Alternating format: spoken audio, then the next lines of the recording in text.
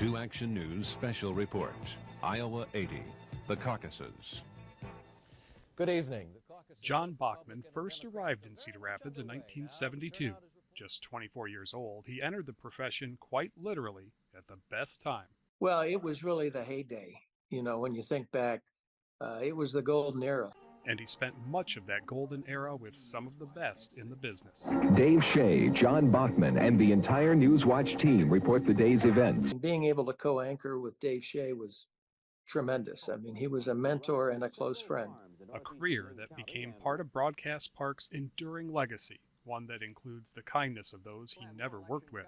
For example, more than 10 years after founder William B. Quarton left Broadcast Park, he caught John on the air in 1979. I was talking in the crosstalk on air with Ron and saying, you know, I'm not going to be able to see that season opener. I don't have tickets for Hayden Fry's first game. And I got a call after the newscast. Bill Quarton called up and invited me and my wife to go with him to Iowa City for the game.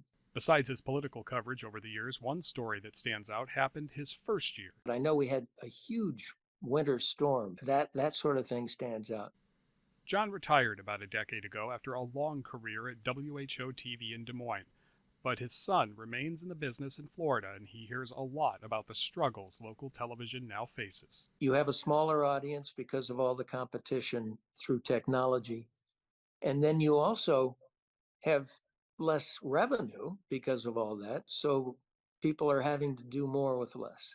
One thing John is most proud of after decades in Iowa, getting to ask the tough questions to leaders, holding them to account, something he fears no longer happens today.